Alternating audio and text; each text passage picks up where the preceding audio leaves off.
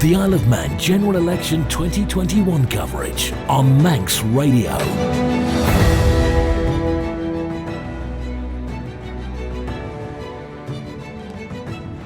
It's just after 7 o'clock. Good evening, ladies and gentlemen. I'm Andy Wint, and we're live tonight for the House of Keys general election debate with the candidates in Ramsey, the town in the northeast of the Isle of Man, bordered by Garth to the southeast and Ayr and Michael to the northwest and southwest. Now, Ramsey is often referred to as Royal Ramsey following the visit of Queen Victoria and Prince Albert in 1847, which led to the construction of the landmark Albert Tower, after which His Royal Highness climbed to the top of the hill overlooking the town and the Northern Plain. We're live tonight at the Mitre in Ramsey. Now, prior to the dissolution of the House of Keys on the 12th of August, the MHKs were Dr. Alex Allinson and Lawrie Hooper. Tonight, you'll hear candidates Dr. Allinson, Robert Cowell, Lawrie Hooper, Jonathan Kinrade, Simon Mann, Luke Parker, Leonard Singer, and Erica Spencer. Just a quick mention, by the way, there was what they used to call a requisition meeting on the 9th of September at the Bund School, Ramsey. There's now an additional one, which is on Monday the 20th at the West Hall at RGS. Just an extra, what they used to call, well, it's now a pre-election meeting, was a requisition meeting. So first amongst the candidates now, and I want to go to Lawrie Hooper. Lawrie, there was a stabbing in Ramsey. What is the situation regarding anti-social behaviour in Ramsey? It's a tricky one, I think, Andy. The Isle of Man, we know, has problems. We've seen that, I think, in the last couple of months. Really, I think, to my mind, it comes down to a lack of social care, lack of social support, lack of availability of some of the services, which means people often end up getting a little bit left behind, I think, which then obviously produces itself in behaviours like we do, unfortunately, see on our streets. Jonathan Kinrade. Yeah, lack of social care, lack of community policing, possibly as well. I know a lot of people like to see bobbies on the beat and that sort of thing. Education, difficult to cover it within education. I'd say really social care and capturing these issues at an early age, identifying them and putting the right people in place to try and sort them out. Simon Mann. Yes, well, first of all, our thoughts and prayers goes out to the two families involved in that incident. One was a police officer and one was a member of our community, my understanding is. You've got to look at all these incidents as with the facts as they occur. They're all slightly different. But it certainly is a sign of a deteriorating state in our town, and it has to be seriously addressed. Is it worse than it was? It's certainly worse. I go back to 1976. Many people in Ramsey will be aware of the large fights and so on that used to occur in our pubs.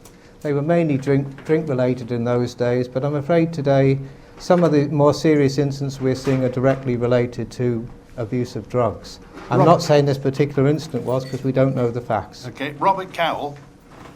Yeah, thank you very much. For me, this is an exceptionally rare event within Ramsey. I think we're very lucky to have a very good, safe town.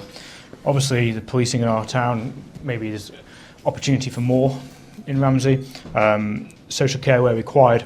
And for me, I think we have 99.9% of our citizens of Ramsey are good, law-abiding people, and we can't tar the whole town with an exceptionally rare situation. Alex Allinson. Yeah, this is a very rare situation. Ramsey has got a great community spirit and it is a safe town to live in. But as the Chief Constable said in his recent report, there has been a rise in violent crime related to the pandemic, related to the lockdown, and also related to drugs. What we need is to emphasise the community policing that's already taking place, but also for the community to get behind that and work together to make sure this never happens again. Luke Parker. Yes, as already said, domestic abuse is on the rise, mental health issues are on the rise, and one of the key things that government needs to do is support government areas as well as charities and organisations that are currently on island and financially support them, give them the resources that they require to prevent this further as well. Leonard Singer. I think which is very regrettable, very upsetting. It's unfortunate it's happening. I think a lot of it is due possibly to young people, particularly after school. There's nobody actually who looks after them. They're left on their own. There is a drug problem on the island. There's no doubt that youngsters from 9, 10 and 11 are groomed for drugs, and they take drugs. Alcohol, I think, is still part of it. I think the police can take If we saw more police on the street, I think that would also help. Erica Spencer. Yes, I think this is born out of a lack of social opportunities and a lack of support for people who are experiencing problems, whether they be mental problems or problems of a more personal nature. I think that there's very little opportunity for those people to engage into society, which causes frustration, and you get these very isolated incidents of criminal activity. Are there enough police on the streets of Ramsey? There could be more police on the streets of Ramsey, and I know that the police are quite sort of strapped really for police officers, obviously with the limited number of officers that we have across the island. The police may be called out, and in which case that takes bobbies off the beat. Is there enough for young people to do in Ramsey? No, definitely not in my opinion. There's no after-school clubs, or there's very few. There's not a lot for people to get involved in, young people after school, as Leonard has just said, during the weekends and things, especially during the winter. There is very little for young people to do and little opportunity for them to meet up. Leonard Singer? The problem is that the youth clubs, as I understand it, are open for during the term time, but out of term time, there's no youth clubs. So I think if it's very good for children on the island if they're sporty, because there's plenty to do and for sporty. But if they're not sporty, then they will tend to, where did they go? They would be on the corner of the street. We've got to do something. And also the police knew the incentive now for the police, neighbourhood policing, I should say. Hopefully that will be able to help also. Lawrie Hooper, any thoughts on that? It's an interesting one. So when I've been out talking to people on the doorstep, the issues that have come up around more stuff to do in Ramsey have been quite varied. One of them was someone suggested expanding the skate park to provide more of a facility down there. There's also been a lot of talk about whether we can make better use of school facilities, because those facilities we have in Ramsey actually are pretty fantastic, if I'm honest. And then a lot of people have been talking as well about right at the younger end, actually. Is there enough in town indoors for sort of 2, 4, 6-year-olds to do?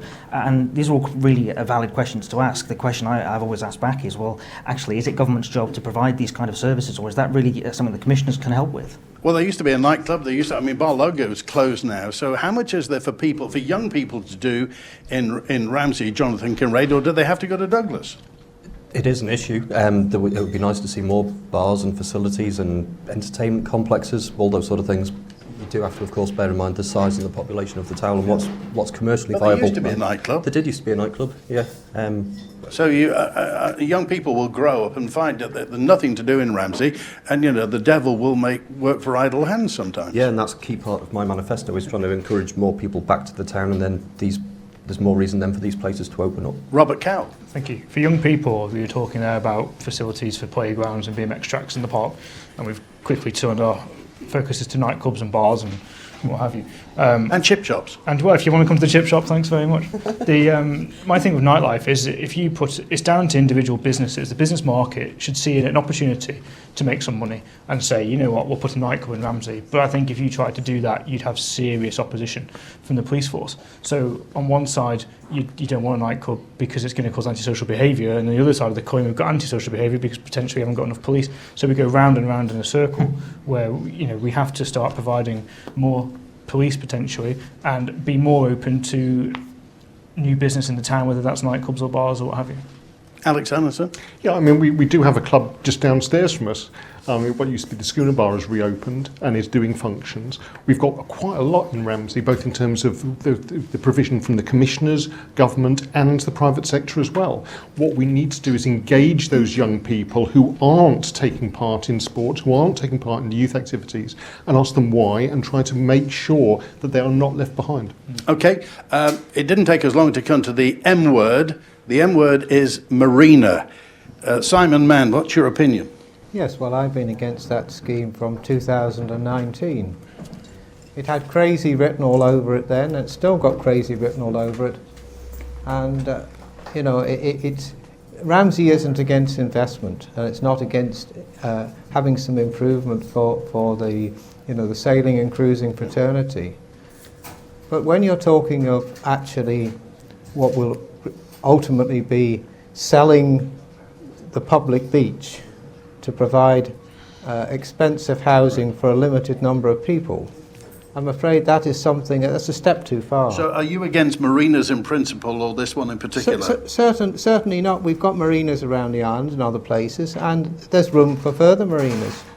But just not that particular scheme, and not in Ramsey. Erica Spencer. Am I for the marina or against it? On South Beach, most certainly against it for a large number of reasons. And if there were another option for a marina?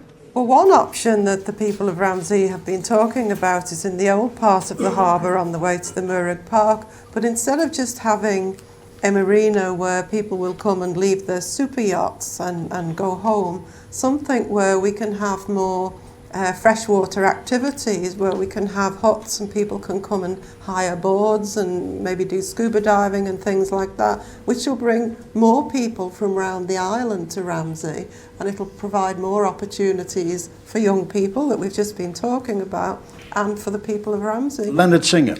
Well, I was the first person, Andy, when this it re-emerged, there was no opposition to it at all. Our MHKs didn't stand up and say, we oppose it. I was the first one to stand up and say, I will stand for election, and I am totally opposed to the use of that public. It's a public beach. It's been a public beach for generations, and to think that these people can come along and take our public beach is wrong. So I'm not waiting for any feasibility studies or waiting to see whether it complies with conditions or not. I'm just saying no. I oppose a marina proposal because it would destroy everything that Ramsey means. And if I'm elected, I will take this item to Tynwald. It will be voiced in Tynwald at the earliest opportunity. And I will ask Tynwald to support opposition to any building or anything on this beach. It's a public beach and it should stay a public beach. Luke Parker. Yeah, so obviously the marina being built on the South Beach, I am opposed to it. There's many reasons, not just looking wise, but just commercially viable and things. As you already mentioned about marinas in general in Ramsey, while that sounds great, and I think it would add an attraction somewhat to Ramsey, is it financially viable? A big part of me is no. While it becomes a very nice boat park, we as government and also as local authorities have to really look into this very, very carefully. It has to be commercially viable, self-sustaining financially. It doesn't need to be a derelict boat park and then, lo and behold, rather than the boats that are parked there paying for it, it ends up as us taxpayers paying for people to park their boat, or people not even parking their boats because it becomes too expensive. Alex Allinson. Well, I mean, when this first came about 3 years ago now, I've always said I'm in favour of a marina within the harbour area, and I'm also in favour of people investing in Ramsey. So I kept very much an open mind. Unfortunately, in the last 3 years, we've seen nothing develop. So the people behind the idea of having a coastal marina haven't signed any documents with the DOI. DEFRA have produced lots of environmental concerns about it. In those last 3 years, we've also had the entire Ramsey Bay declared a marine nature reserve as well. So I really don't see how this will ever get off the ground. And if they did want to actually advance this, to actually give a lease would have to go before Tynwald. So I think we're arguing about something which I genuinely do not think will happen. Why do you think these people have dragged their heels? I mean, the last 18 months, obviously, but... I think that there are a whole range of reasons. I think the people behind the initial concept don't have the necessary financial backing to go forward. They haven't progressed any plans with government, but what they have done is cause quite a bit of concern and anxiety amongst the people of Ramsey, which is showing now in this election. You think they don't have the money? I've met with the people behind the marina concept, and I've asked them to be upfront and honest with the people of Ramsey in terms of their future intentions, and I hope they will. Robert Cowell. Thank you. So yeah, for me, we're kind of missing the point in some ways. The marine leisure industry across the UK is a multi-million-pound business, and we need to be tapping into that. There's no debate, in my opinion, that marina does redevelop a town. So we've seen Peel. With Peel. Peel has worked. Douglas Quayside, very nice too. It has worked, okay? So Ramsey needs redevelopment. So for me, I fully support a marina in the inner harbour. The government own the land, I think, from Swimming Pool to Approach Road, so we've got the land there to do something with. Perfect, and it would redevelop our town. And importantly for me, from a tourism point of view, it would bridge the gap between the town and the moored park that currently tourists get lost. Okay, I feel like this is deja vu. 20 years ago, in 2001, we were in this very room talking about Dean and Dibble. Lawrie Hooper. So I think a marina in and of itself probably isn't what we're looking for in Ramsey. What we're looking for, I think, is an inner harbour regeneration to help lift up the whole quayside, the whole area, the whole place that actually Rob's just talked about. In terms of will there be anything on the South Beach, the answer to that is absolutely no. It can't be, not just because I think the people of Ramsey are opposed to it, but because it is a designated and protected marine nature reserve. It's got legal protection, it's got planning protection, and in order for anything to be built on that piece of land, government would have to throw out its strategic plan, its climate plan, its biosphere status. It's absolutely madcap idea, and I think anyone who's promulgating the idea that it even has legs, even has the potential of happening, is being a little bit misleading. Madcap. Absolutely. Jonathan Kinrade. Agree with a lot of what's been said. There is, in my mind, no way on earth. We've used the phrase public beach. It is a public beach. When's the last time somebody was allowed to build on a public beach? It simply can't be allowed to happen. It wouldn't be allowed to happen, and especially on a marine nature reserve. Investment into the town, the quayside, the harbour, and some sort of interface to the freshwater activities, well, seawater activities in the lake, in the Murrock Lake. Yeah, I'd be absolutely on board with looking into that. Now, Jonathan Kinrade, one of your planks is that Ramsey needs a lift. Yes. Ramsey needs how much of a lift and how to do it?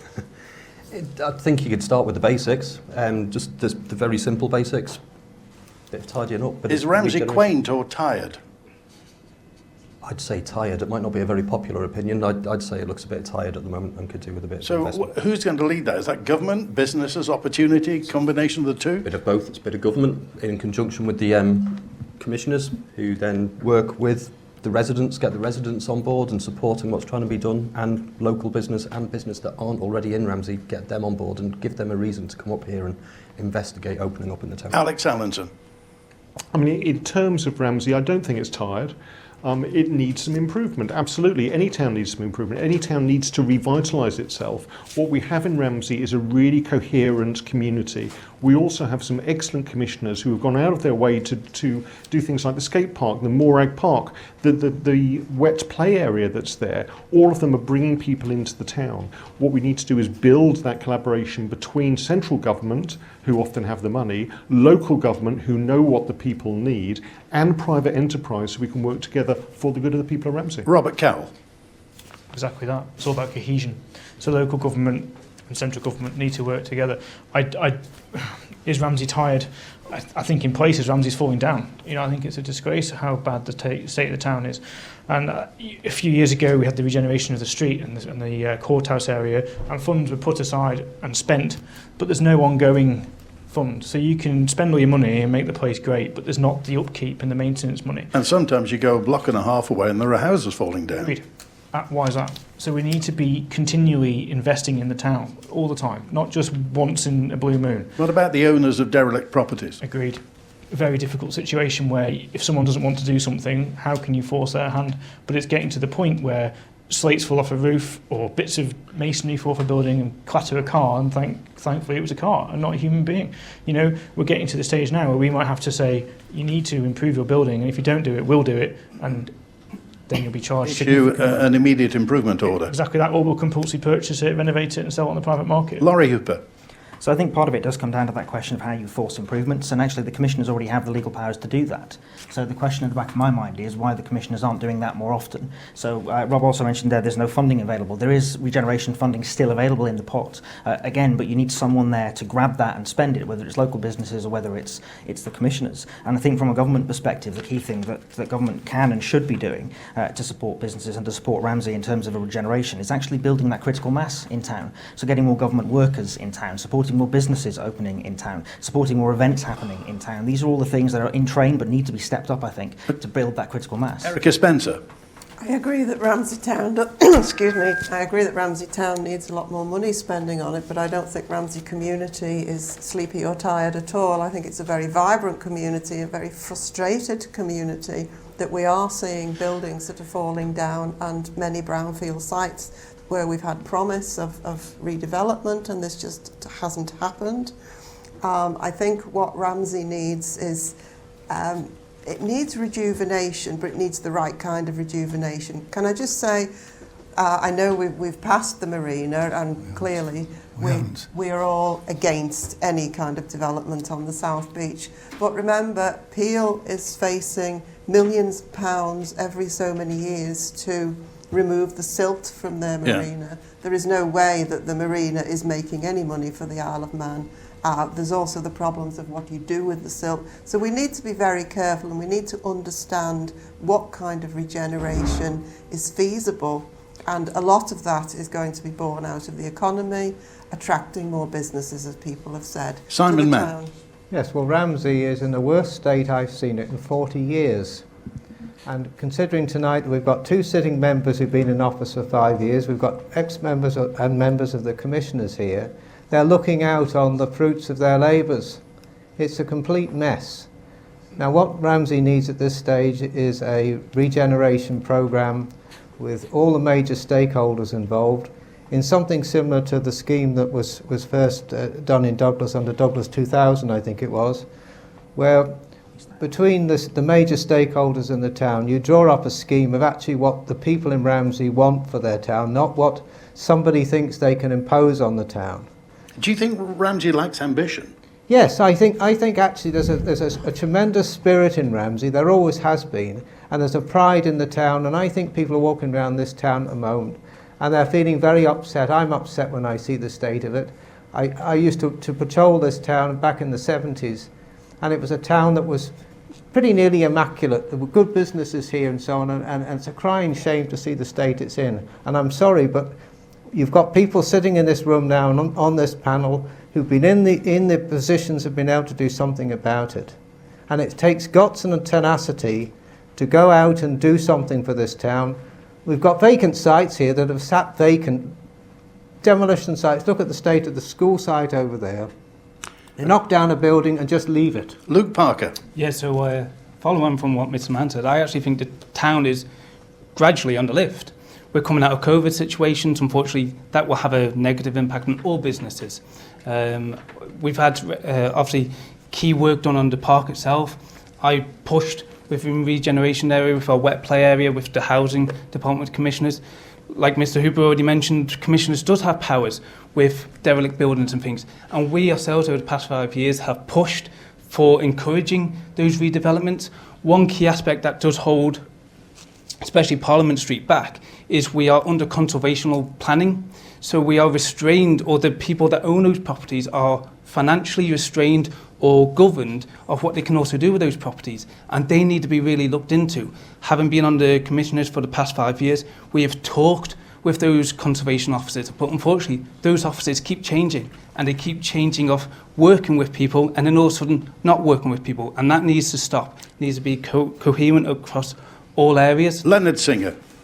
There's no doubt when you go around the town and you look at the infrastructure, particularly the roads and the pavements, it's horrendous. Horrendous. And nothing's been done, and it should be done. The other thing is that we need government incentives to bring business to Ramsey, because if businesses, they don't particularly want to come north. Well, I was going to bring this subject in, and we're almost at halfway now, so I'll bring it. Now, in the past, there's been talk of bringing government departments to Ramsey. How likely is that? How possible is it? Well, this has been looked at for years, and the problem has been if you can't really bring a large department here because there's no buildings that would accommodate them. So it would mean probably building, and we don't want government to go to that expense. But you could bring smaller departments and sections of departments to work here. But then we did have a very big company that had 300 jobs here, a private company, not long ago, and everybody said this is fantastic because the people it's going to really boost the town. And it didn't. People maybe went out for a sandwich. They came here because they didn't live here, went out for a sandwich lunchtime and went home. So it didn't really boost the town as was expected. Okay, Erica Spencer, do you think we should try and get a government department or part of a government department to Ramsey? Well, I learned today that the Education Department is moving out of Douglas and they're going to move down to St John's, the Vice-Royal, which is already quite a packed building. And that's a missed opportunity because the Education Department could very well have moved to one of the towns. Obviously, Ramsey would be number one, but could have moved to one of the towns around the Isle of Man. As Leonard just said, even if they only go out at lunchtime and buy a sandwich or go and have somewhere to eat, then at least they're doing that and they see things in the shop, they might bring their families back to buy at the Okay, weekend. Alex Allinson. Yeah, well, I've got a vested interest because I was responsible for moving out of Douglas, and one of the issues in Ramsey is the lack of office space at the moment, and also the lack of existing government buildings. So we're moving into St John's actually to coexist in the existing building that's owned by government. What we do need... But that was a new building they built, wasn't Absolutely, but and again, with the experiences we've had, we're doing a lot more hot desking and reducing the number of people who have to be in one building, and that's what Ramsey can actually capitalise on. Lawrie Hooper has been instrumental in terms of having community hubs. So rather than government departments coming up here, let's have government services coming up here to serve the people of Ramsey. We don't necessarily have to get loads of people in their desks. What we can do is get the services to local people so that it's used far more effectively. Okay, Jonathan Kinrade. Yeah, in this modern world, hot desking and people are used to working from home now. We don't necessarily need to relocate a department here. We need to possibly have a government premises here that people who live up north, Ramsey, Macclesfield, was there, can base themselves from there rather than going into Douglas for the day. Lawrie Hooper. I'm glad everyone's finally caught up to the conversation, actually. In July, Tynwald, I actually produced a report tabled in front of Tynwald that said, well, actually, we're already doing this. So the community hub pilot was phase 1 of the work, which is bringing government services to Ramsey. Phase 2 is a hot desking hub. And I heard the comment earlier on, well, we need to build somewhere, perhaps, if this took off and became popular. Absolutely. Why wouldn't we? If it turns out that this is going to work and we can get 50, 100, 150 government staff working in Ramsey, living in Ramsey, walking to work, taking your climate change box, taking your active travel box, why wouldn't you do that? And if government needs to invest in the town to do that, tidying up 1 or 2 of our brownfield sites, I'm all for it. Robert Cowell. Yeah, thank you. Work hubs, COVID, working from home, it's all taught us the modern way, and technology is there. We don't have to relocate departments. You know, we can just say if you live in the north, you live in Ramsey, you want to work from Ramsey, you crack on. You know, what we are failing to forget is the town hall was built as a 3-storey building effectively, and the second floor of that building is empty. Easily convertible into office space for government workers. I think also we need planning reform. You know, doing things is too hard. I'm not going to name names. There's a certain development within the Quayside which would have been offices by now if things would have been a lot easier for said developer. Simon Mann. Yes, well, the only thing I want to see from government is not their buildings down here necessarily, but some sound investment in this town. We've got several thousand taxpayers here, and when I look around this town and look for anything particularly new that government has provided for Ramsey in the last 5 years, the only place I can see is the Mayfield Flats, and they were, to my knowledge, planned well before this current administration have been in power. And so what has Ramsey actually achieved in 5 years? What has our government, for all the tax that's been paid in this town, received back? And it's now time we've seen some investment in this town. So yes, we'll have something from government. They can come and spend and invest some money in this town, improve the place for the benefit of everybody. Luke Parker. Yeah, key thing, services. There's no point having loads of offices. I mean, the big influx of people is lovely, but services.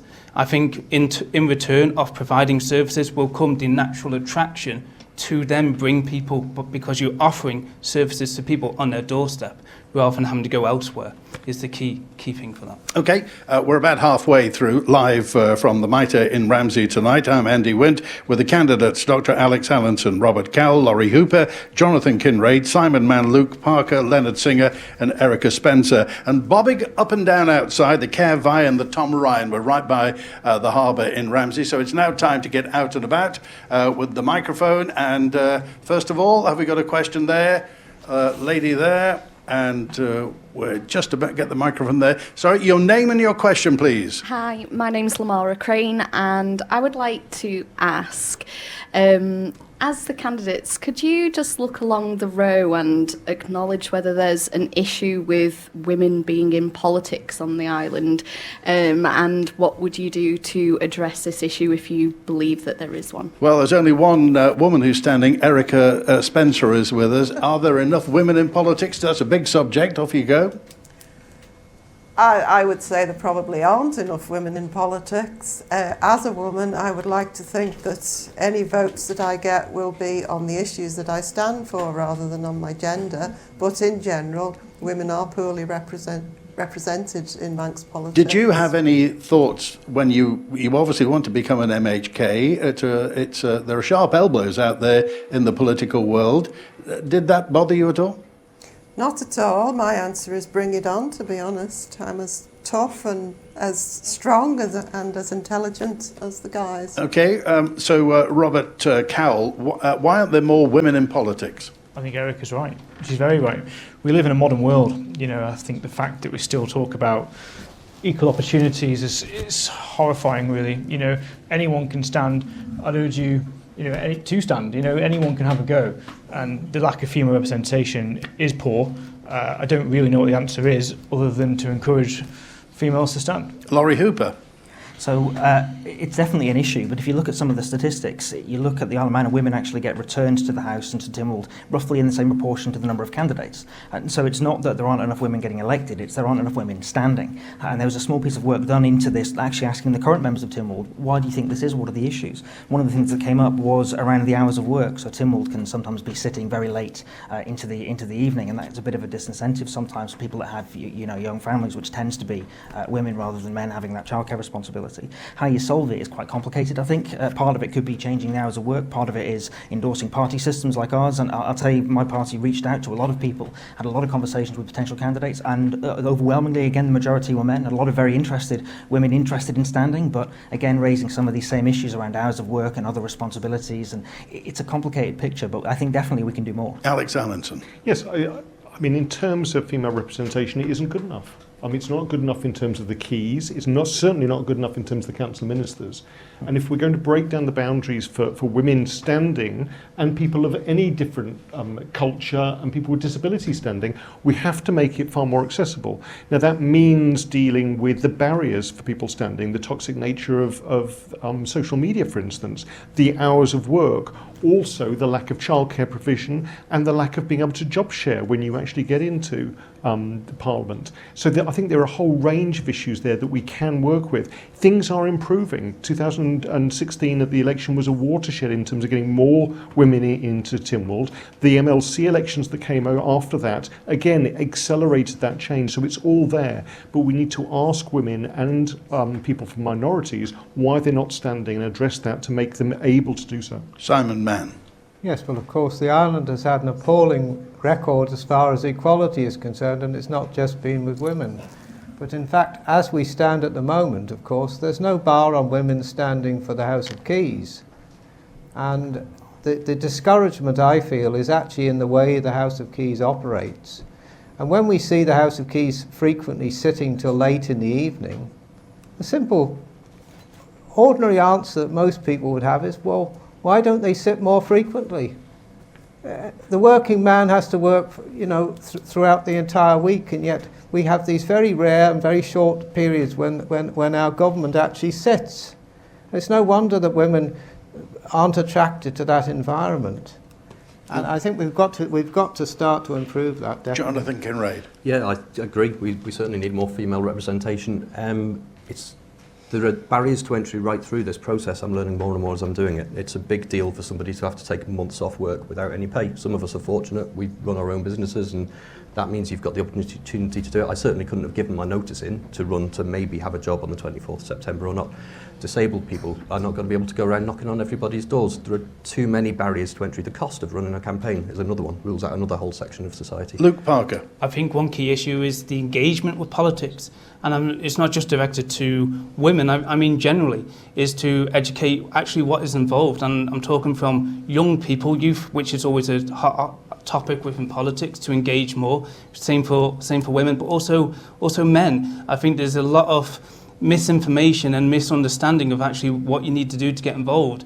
Being involved with the local commissioners, you turn up to a minimum requirements, turn up to a meeting and give your say and hope that you do your best. And I think sometimes we overbig this picture that we're going to be encompassing ourselves and hindering ourselves that we can do things and we can't have a life outside of what we're doing in politics. And I can tell you right now, you can.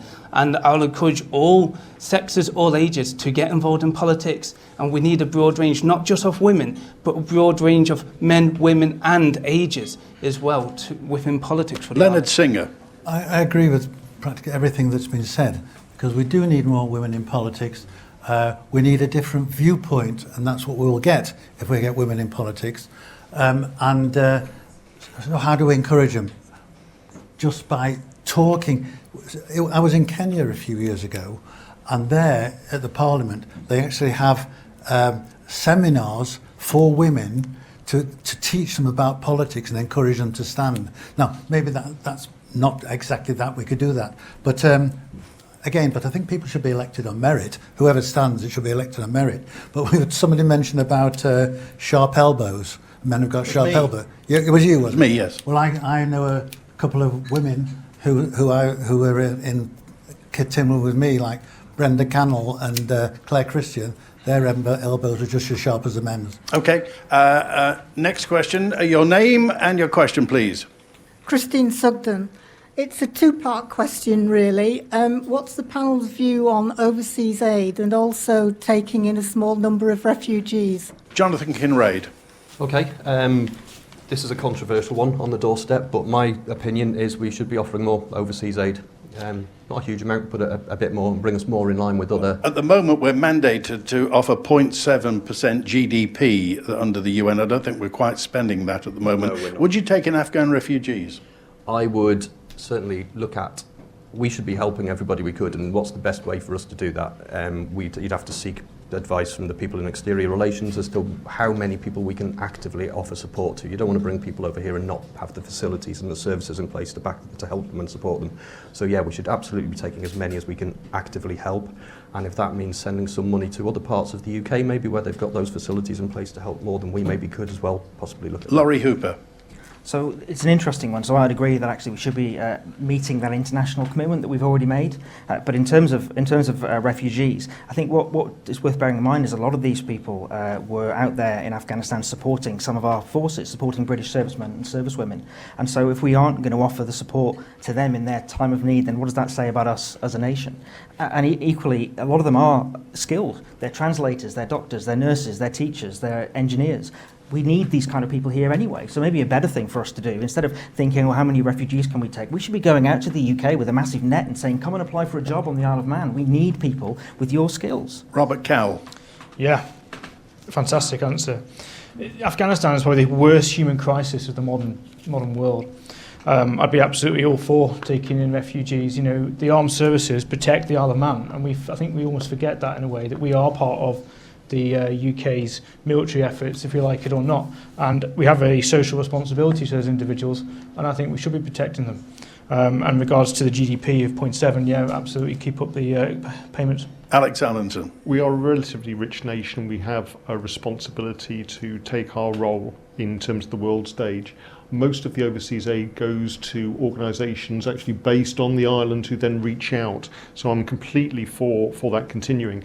In terms of refugees, Afghanistan is a very unusual situation where we have very skilled people, often who with links to British Armed Forces, leaving because they're being targeted because of those links to British Armed Forces. The UK is going through an entire resettlement programme. I think we should be looking for those people who have the skills, who want to work over here, who can contribute to the Isle of Man community, and we should embrace them. Erica Spencer. I think the best measure of society is their compassion, and therefore we should try and help as much as we possibly can. If we can increase the amount of aid above the 0.7, then we should do that.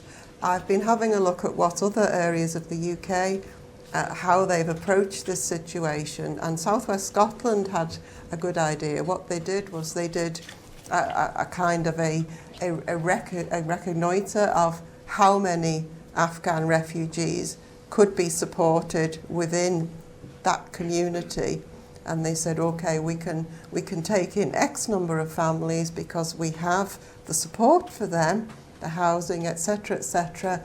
So please give us all those families. And I think we should do that. We should have an idea of how many families, how many people we can take onto the Isle of Man, and we should open our arms wide and say, please come and find safety on our island. Leonard Singer. Yes, I agree with what Eric said. These people are genuine refugees. They're not just sort of coming for jobs, people who are looking for jobs, etc. They're genuine refugees. They're in great danger. Yes, bring them here. Yes, they have got the skills. And they speak English, most of them, because of the jobs they were in. So, yeah, I agree that we should be looking at taking some in. The other part of the question was about general overseas aid. I support that we should give some overseas aid, but I wouldn't give it to NGOs. It has to go directly to the scheme. Why not NGOs? Because we know the record of NGO. A lot of money often disappears when it goes abroad. I would give the money direct to the schemes. We had one, I think, people on the island here were going to Malawi and they were helping find water. And that money went directly to that scheme. Right. And we knew our money was being used. It didn't get dissipated elsewhere. So Manx schemes organised by Manx people in other parts of the world? I think there was a case. There was one about sand dams, I think, in Africa years ago. Luke Parker. Yes, I'll be very much in support of still giving support, financial support to offshore countries or wherever it needs to any skill sets or any other charities that as an island or government we support currently. And if we can afford to pay more, then obviously let's do so. Let's give what we can. As for the refugees, I would love to take on refugees. It's obviously, I know it's talked about skill sets and things. As a father, well, a terrible situation for all those families to be in, and we, as already mentioned, as a rich culture, should be supporting these families and these people who are in dire need. And to think of having children involved in things is horrendous. At the same time, what does mainly concern me, we currently have medical issues on the island. We currently have schooling issues on the island, and we also have financial issues on the island. We need to get our home sorted out first before we entice or bring these people over and go, welcome to our home, but what a mess. Simon Mann. As well. Yes, well, as far as the overseas aid is concerned, I think the safest way that is spent is it's directed to the immediate emergencies as they occur around the emergency relief. And it goes in at the sharp end and gets used properly, and we can be sure then that it is being wisely spent. As far as the refugees are concerned, we have to put ourselves in the position, if some disaster occurred to the Isle of Man, a nuclear explosion or something, and we all suddenly had to leave this island, we would hope, all of us would hope, that somebody would take us in. And that's the basic humanitarian answer to this. However much people may feel against this, these are fellow human beings. They're the same as us. They work, they all do the same jobs as us. And when push comes to shove and there's hardship in this world, we should be prepared to welcome in our share. It's a responsibility across the globe. And I think it won't be a massive number of people when it comes down to what the actual share is. And I also feel that the churches on the island have a role to play in the middle of that. OK, next question, please. Your name and question. Hello, my name's Isabel Murdoch. I would like to ask the panel what their view is on the current electoral system, the first past the post system. Would you be in favour of a change to proportional representation, either to elect people as present, or would you support the Scottish system where some people are elected locally and some are elected regionally? Just tell me, how do you think a proportional representation, proportional representational system would work with very little party politics in the Isle of Man? I don't think it requires party politics. OK, Lawrie Hooper. So I would absolutely support some form of single transferable vote, sort of ranking candidates in order of preference. I think that's quite a sensible idea. A Scottish system with a list is really interesting because I've, in the back of my mind, been thinking for a while about how you would elect members of the Legislative Council. And maybe that's a sensible route to go down for that, where you can vote locally for your local MHKs, but actually vote nationally or in larger constituencies, perhaps for Legco members. OK, Madam, if you don't mind, I'm going to piggyback an electable MLC on the back of that. Thank you. So, Robert Cowell, what are your views on that? And would you like to see an elected Legco? Yeah, so thank you very much. Good question. I would keep the first past the post, I think, for the Isle of Man politics. MLC being elected, I would like to say yes. I would like to see the MLCs elected. Part of me thinks radically and thinks, you know what, let's scrap MLCs. And from the 24 MHKs, we have a separate division within that to go into an upper chamber, voted within the elected individuals. Alex Allinson. Yeah, I think it's a really interesting concept to talk about constitutional reform and the way we vote. The main impetus, though, is to get more people to vote in the first place. Yeah. I mean, we've talked in the past about electronic voting. I think as we go over the next 5 years, we really need to look at that again. Personally, I think the system sort of works at the moment. I think we need a simple system that people understand and can actually engage with. And that's one of the main problems. Ramsey has always had a relatively high turnout, but we look at other constituencies in Douglas, and hardly anyone comes out. They have 30, 40%. So we need to tackle that. Okay. Jonathan Kinrade. Yeah, I think the system works relatively well as it is. Keep it fairly simple. Do you think MLC should be elected? No, I'm going to be slightly controversial and say no. I think their role is so specific to scrutinising policy and that sort of thing. They're a different type of skill set. They're not necessarily politicians in the traditional sense of a popularity contest. Simon Mann. Yes, well, we did experiment briefly with the single transferable vote. STV. Yes, and it actually created vast problems for the returning officers in doing the calculations, and in an 8-seat constituency it would actually be a nightmare. The first past the post system has always worked well for the island, and I would suggest that certainly using modern technology, and there has at least been one jurisdiction that actually experimented in having the polling booths in supermarkets over the space of a week, and the score actually coming up on a screen, and you could then actually see the developing picture as to who was ultimately going to get elected. A voting booth in ShopRite. And it not in ShopRite necessarily, but what I'm saying is in the jurisdiction where it was tested, it actually resulted in a massive turnout and a very clear result. Would you like to see Legco elected? No. Luke Parker. Yeah, I'll be the same. I'm a no with Leicester being elected. I think, again, what their jobs do by MHKs being the electorate, and we are the ones that basically see you, and then we can go forward with that. I think that's the best way. To have two separate elections would be very, very messy to some degree, and I think it'll be.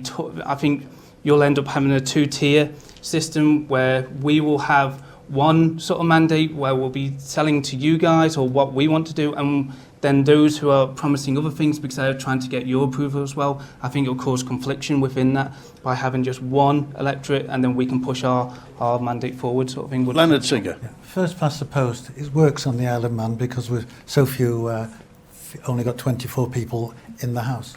I'm against an elected legislative council because what it would mean is there would be the actual legislative members would have a larger area they represented, and therefore they could claim that they had a greater mandate than the members of the House of Keys. Well, they do that in Jersey with deputies and senators, don't they? So there are regional deputies and nationwide senators in Jersey. But well, you're right. But I think what I'm saying, I think they would claim that they had a better mandate. And also, if you're only going to divide, say, 8 into 8 areas, and everybody's independent, and they have to run their own election, and the costs to us all here are quite considerable in the constituency. It would be unaffordable for a lot of people, and therefore you wouldn't necessarily get a good choice of member. It would only be those who could afford it. Okay, Erica Spencer. I think members of the Legislative Council should be elected for transparency reasons, and I also think that we should have a look at the role that they fulfil and question whether some of that can be done by existing civil servants to keep costs down. And first past the post? First past the post seems to work well. So okay, just one thing I want to bring up, and last time I sat in this room doing this type of programme was in 2001, when contesting on the panel were Brian Beattie, Alan Bell and Crane, Joe Rooney and Leonard Singer. Of course, Mr. Singer and Mr. Bell were elected in 2001. I'll just tell you, the turnout in Ramsey in 2001, anybody guess? 66.4%. 66.4%. So it'll be interesting to see what the turnout is going to be in Ramsey. Ladies and gentlemen, it's now time for the candidates to give you their minute, why they think they should have your vote. So in reverse order, Erica Spencer. hello, why do I think I should have your vote? I'm new to this in the Isle of Man. I'm at an age where I've had a lot of experience working in different departments. I bring enthusiasm to the post, I bring knowledge, I bring experience of the various aspects and the issues that are affecting Ramsey at the moment. As we just talked about, regeneration, we need to look at our rating system, we need to look at more jobs, we need to look into our schools. Some of our children are being educated in porter cabins, etc. I bring my enthusiasm and hopefully my dynamism to the job if elected, and I would love to represent the people of Ramsey. Leonard Singer. I served as Ramsey MHK for 12 years, and I am a current commissioner. All that means that I have wide experience and knowledge amongst politics. I know how it works and how it doesn't work. My enthusiasm for the job is undiminished. So it's working for Ramsey, working with Ramsey, speaking up for the town. Your problems are my problems, and I will work on your behalf to get a result, to get justice, to expose unfairness, and to show that if you put your trust in me, that your vote was justified. And finally, I'm standing here to see the back of the marina, see it go, the back of the marina on South Beach. Luke Parker. Yeah, over the past decade, I'm involved in many aspects of the town, both personally and professionally. I'm organising many events as part of Ramsey, being part of the Ramsey Youth Committee, Ramsey Chamber of Commerce, and more recently held the position of Deputy Chairman for Ramsey Town Commissioners for the past 5 years. We've been involved in many aspects of the town, both, like I said, personally and professionally. I believe that rather than spending the first couple of years getting to grips of how politics, nationally and locally work, that I can hit the ground running, and with your support, that together we'll make Ramsey and the island a better place. Simon Mann. Yes, well, I'm a non-practicing lawyer, qualified in 2 jurisdictions. I have 40 years' experience of law and law enforcement. My experience of Ramsey goes back longer than any of the other candidates sitting in front of you tonight. I lead on the issues as far as the current marina proposals are concerned. I've been firmly against that since 2019. And more importantly, the burning issue for Ramsey is to get a new medical centre and some decent health service for this town. I can only ask you for a very strong mandate on that on election night. Thank you. Jonathan Kinrade. Yeah, so I'm a very proud Manxman, and I'm wanting the island and Ramsey to be the best it can be for me, my children, and all of our futures. The time is right for me to stand. A combination of life and business skills of over 20 years split between running my own businesses and working for other people means I have enough experience to contribute and enough passion and awareness to be relevant. I'm used to learning and adapting very quickly, picking things up, running with them, utilising the information and skills available rather than thinking I know everything myself, and building relationships with others. I'm honest, hard-working, passionate, not afraid to mix things up and not afraid to rattle a few cages. I want to do the best I can for Ramsey and the whole island, and would relish the opportunity to be what I think is going to be part of a fresh new intake into Keys. Thank you. Lawrie Hooper. Thanks very much, Andy. It's been a privilege to serve as one of your MHKs for the last 5 years. You've heard today a lot of very good 5-word statements, like we must improve the town. But these are only the tip of the iceberg. What I'm really interested in is the next 5 words. How are we going to do it? And the 5 words that come after that. How to pay for it.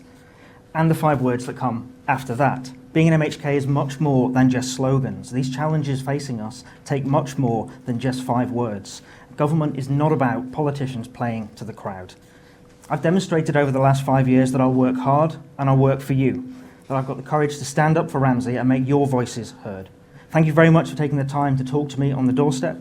Have a read of my manifesto if you haven't already, as these conversations help put it together and help me build it to reflect the needs of Ramsey.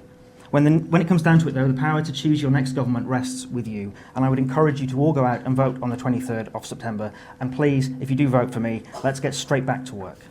Robert Cowell. Thank you, Mr. Wint. I've got more than 5 words, Mr. Hooper. I'm a current commissioner for your town. I want to serve Ramsey. My main point is we need to get back on track with our economy. Economic growth has to be at the forefront of what we think about going forward. I want to retain our youth, so youth talent doesn't leave the Isle of Man and never to be seen again. I want to broaden our jobscape, bring new business to the island. My skill set would sit within the department for enterprise or perhaps the Treasury department. I do not want Ramsey to be a negative place. There's a few candidates here that say Ramsey says no. And my message is Ramsey says yes. Yes to economic growth, yes to redevelopment, yes to a better travel system, yes to the right marina, and yes to better healthcare provisions. I want to be your voice and help you. Thank you very much. Dr. Alex Allinson. Thank you. Being elected to represent the people of Ramsey back in 2016 was one of the proudest moments of my life. We've gone through an unprecedented 18 months. I think the next administration has to hit the ground running. We've got a crucial decision to make in terms of whether we invest in the future of our nation or whether we start to pinch, save money and put it all into reserves. I am for investment. We've got to tackle climate change, we've got to tackle intergenerational fairness, but fundamentally we've got to invest in the infrastructure, not only in Ramsey but throughout our island. That's why I'm standing again. I'd like to thank all the people who are standing with me for this post, because it takes bravery and courage to stand up and be in the public limelight. But the main thing when we get to next Thursday, the 23rd, is that people come out to vote, that the people of Ramsey have their say to define what happens over the next 5 years. Okay, thanks to all the candidates. We do have a couple of minutes to spare, so I did cut you off, madam, in your prime. Your name and your question was? My name is Claire MacDonough. My question's about local authorities. We've recently had a local authority election at which we only had 9 candidates elected at Ramsey. What are your thoughts on local authority reform, and do we have too many local authorities on the Isle of Man? Okay, very briefly to Erica Spencer. I like the idea of local representation, so I think that we should keep local authorities. It's a shame that only 9 people stepped forward, but possibly I think that says a lot about people's despondency at the moment. Leonard Singer. We do need a change. We've had too many local authorities. We need to make it much more efficient. Do you believe in the 4+1? North, south, east, west? 4+1, yeah, and that's been pushed for ages. And why it hasn't gone through is there are too many MHKs who represent the parish council. They voted against it. The other thing quickly is the previous situation was where you had members on the council, a third of them had to stand down each year and stand again. So you had some continuity of people for 2 years out of 3. So I would go back to that, because it will mean that there's elections every year and people who get a chance to stand. If they didn't stand one year, they could stand another year. And now it's impossible. Yeah, I'm in favour for local authority reform. Unfortunately, I don't have enough time to explain the whole aspects of that, because it's not just about local authority reform, it's local authority reform and also government reform. Government has to reform to adapt to local authority reform at the same time. It has to be intertwined to each other, because they'll need more finance, more funding and more adaptability with the areas that they have. Simon Mann. Yes, well, it definitely needs to be reformed. We've got some of the highest rates in the island in Ramsey. And look at the state of the town. What are we getting for the money that's being paid? So yes, it definitely needs to be reformed, and I would suggest that the amalgamation of some of the authorities and a close look at what they're having to pay for local authority housing, which should be covered by government. Alex Allinson. We need local government reform, absolutely. We also desperately need the reform of the rating system to actually make sure that the services that people need are provided to them in the most efficient way. Robert Cowell. I'm very proud to be on the local authority. I agree, 4+1, yes please, far too many local authorities. Rate reform, absolutely. Why do you think not enough people pitched up for the Ramsey election? I think, I'm not very popular, I think there's a PR problem. And I hope that all the candidates here who aren't successful stand in the by-election for local authority and we actually boost the town hall and take it forward. Lawrie Hooper.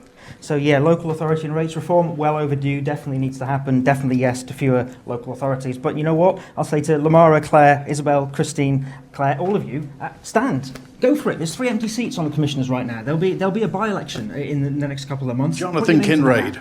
Yes to 4.1, yes to rates reform, and yes to closer working relationships between commissioners and keys. Okay, if you're a constituent in Ramsey, I mentioned at the start of the programme there's an extra pre-election meeting, what used to be called requisition meeting, at West Hall, Ramsey Grammar School, next Monday the 20th, and Manx Radio is going to be live on air On Wednesday, we'll be at Douglas Rugby Club for the Middle Constituency. On Thursday at Onchan Views, Ocean Views for the constituency of Onchan. Next Monday, a week tonight, at the Whistle Stop Cafe in Port Erin Station for Russian, and a week tomorrow night at Seven Kingdoms in Douglas for Douglas Central. Ladies and gentlemen, I want to thank Dr. Allinson, Robert Cowell, Lawrie Hooper, Jonathan Kinrade, Simon Mann, Luke Parker, Leonard Singer and Erica Spencer, your candidates for Ramsey, and thank you for being with us tonight at the Mitre in Ramsey.